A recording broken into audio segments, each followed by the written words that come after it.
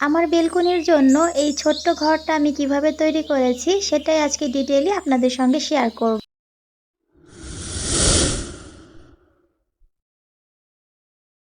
আসসালামু আলাইকুম, কেমন আছেন সবাই? আজকে আপনাদের সঙ্গে শেয়ার করতে চলে এসেছি খুব সুন্দর একটা ঘর বানানোর ভিডিও। এটা দিয়ে আপনারা খুব সুন্দরভাবে আপনাদের বেলকনিটাকে ডেকোরেশন করতে পারবেন। একদমই ফেলনা একটা জিনিস দিয়ে আজকের এই কাজটা আমি কমপ্লিট করেছি। তো দেখতে পাচ্ছেন এখানে আমি ছোট্ট লাইটের যে বক্স থাকে সেটা নিয়েছি। এই ধরনের বক্স কিন্তু লাইটের সঙ্গে আমাদের বাসায় অ্যাভেলেবেল আসে, তো আমরা নর্মালি ফেলেই দিই। সেটা দিয়ে আজকে ছোট্ট একটা ঘর বানাবো।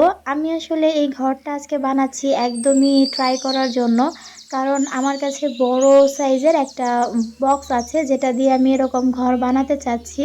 তো মনে হলো ছোট একটা বানিয়ে দেখি কেমন হয়, যদি ভালো লাগে তাহলেই আমি বড় করে তৈরি করব। তো বানানোর পর দেখলাম বেশ ভালোই হয়েছে। ইনশাআল্লাহ পরবর্তীতে বড় একটা ঘর তৈরি করে আপনাদেরকে দেখাবো।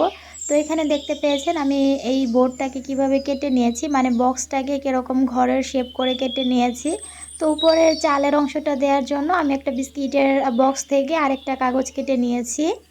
তো এটা একটু খালি খালি লাগছিল, মানে কালার করলে ঠিকঠাক বসবে না, যেহেতু এটার উপর একটা প্লাস্টিকের আবরণ আছে। এছাড়া এটাকে আরেকটু মজবুত করার জন্য আমি এখানে টিস্যু ব্রাশ করে নিয়েছি, আর এই টিস্যুটাকে আমি ফেভিকল আঠার সাহায্যে লাগিয়ে নিয়েছি। তো এটাকে ঝুলানোর জন্য যে রশিটা আমি বানাবো ওইটাকেও রেডি করে নিচ্ছি। এখানে একটা ছোট্ট টার্সেল তৈরি করে নিয়েছি, তারপর কয়েকটা পার্ল দিয়ে এরকম করে নিয়েছি। আর এরই মধ্যে কিন্তু ঘরটাও শুকিয়ে গেছে। এখন এটাকে আমি আমার পছন্দ মতো কালার করে নিচ্ছি। তো ঘরটাকে আমি ইয়েলো কালার করতে চেয়েছিলাম, তবে ইয়েলো কালারটা শেষ হয়ে গেছে, যার কারণে এই কালারটা অ্যাড করছি। এটা সবুজ কালার না, তবে দেখতে কিছুটা সবুজের মতোই লাগছে। উপরে চালের অংশটা আমি অরেঞ্জ কালার করেছি। তো কালার কম্বিনেশনটা কেমন হয়েছে ঠিক বুঝতে পারছি না, আপনাদের কাছে কেমন লেগেছে অবশ্যই জানাবেন।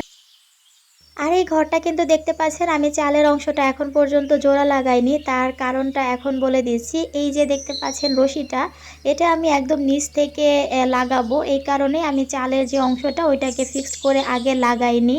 কালার টালার সব কাজ কমপ্লিট করে তারপর হচ্ছে আমি চালের অংশটা লাগাবো, যেন ইজিলি এই রশিটা আমি এখানে ঝুলাতে পারি। এতে করে ঘরটা কিন্তু একদমই খুলে আসার কোনো সম্ভাবনা থাকবে না, অনেক শক্তপোক্তভাবে লেগে থাকবে। তো রশিটাকে আমি কিভাবে নিয়েছি আপনারা নিশ্চয়ই ভিডিওতে দেখেই বুঝে গেছেন। তো এই যে আমার ঘরের লুকটা এরকম এসেছে। এটাকে আমি গ্লু গান আঠার সাহায্যে খুব সুন্দর করে লাগিয়ে নিয়েছি। এখন পর্যন্ত আমার ঘরে কিন্তু কোনো রকম দরজা জানালা কিছুই নেই, দেখতে পাচ্ছেন। তো দরজা জানালার জন্য আমি এখানে সুপার ক্লেটা ব্যবহার করছি। সুপার ক্লের সাহায্যে আমি দুইটা জানালা একটা দরজা দিয়ে দিব। তো এখানে আমি ফেভিকল আঠার সাহায্যে দরজাটা লাগিয়ে নিচ্ছি, আর দরজা জানালার কাজটা সুপার ক্লে দিয়ে আমার মনে হয় করলে বেশ ভালো হয়। চাইলে এখানে রং দিয়েও কিন্তু এঁকে দেওয়া যায়, তবে আমার কাছে মনে হচ্ছিল আঁকাআঁকি করার থেকে সুপার ক্লে দিয়ে করে ফেলি, এটা বেশ সহজ হবে আর খুব তাড়াতাড়িও হবে, এই কারণেই ঝটপট এটাই করে নিচ্ছি। তো দরজাটা আমি এখানে হালকা একটু পিঙ্ক কালার রেখেছি, আর জানালাটাও সেম কালারই রেখেছি।